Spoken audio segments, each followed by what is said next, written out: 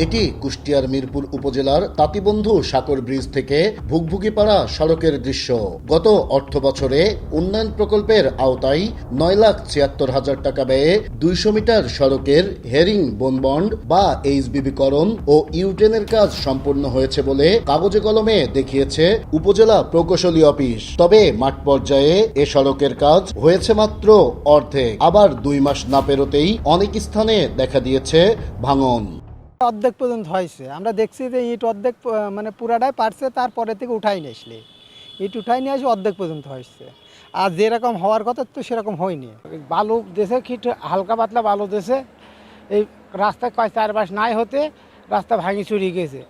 একই অর্থ বছরে এ প্রকল্পের আওতায় 5,91,000 টাকা ব্যয়ে সাতিয়ান ইউনিয়নের আটিগ্রামে 140 মিটার সড়কের এইচবিবিকরণের অর্ধেক কাজ করে কাজ সম্পূর্ণ দেখায় উপজেলা প্রকৌশলী।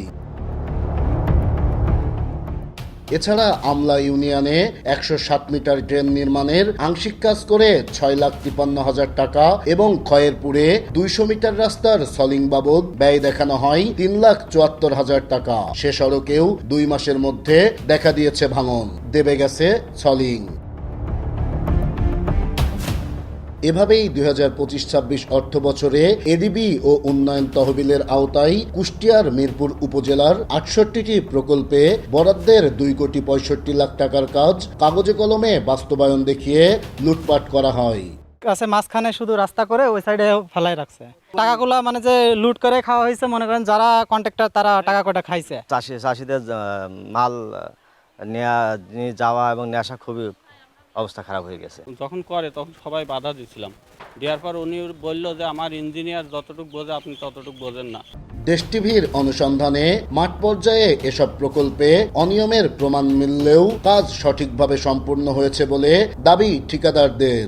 আজকে একটু তো কম না তো ভাই, হামিদুল্লাহ বাড়ির যেটা রাস্তা তো এখানে সাইডে মাটি ধরা নাই। আর এই কাজ করতেছিলাম ওই দিন থেকে ভাই চূড়ান্ত টলে যাতে ছিল এই সময় ভাই। যদি এরকম কিছু হয় অবশ্যই আমি ঠিক করে দেবো, সমস্যা নাই। এটা আমার নলেজে নাই, বুঝছেন। যদি এরকম কিছু হয় আমি তো অবশ্যই এটা ছেড়ে দেবো। তবে এসব অনিয়মের দায় নিচ্ছেন না তৎকালীন ও বর্তমান উপজেলা প্রকৌশলী। অভিযোগটা শুনলাম, জানলাম, এই ব্যাপারে আমি সমস্ত আমার ফাইলগুলো আমি দেখব এবং আমি আমার ঊর্ধ্বতম কর্মকর্তা তাকে আমি এই ব্যাপারে অবহিত করব। না একটাও তুলতে পারেনি। ঠিকাদারের নামে বিল উঠছে, ঠিকাদার বিল তুলেছে। অসম্ভব, হতেই পারে না।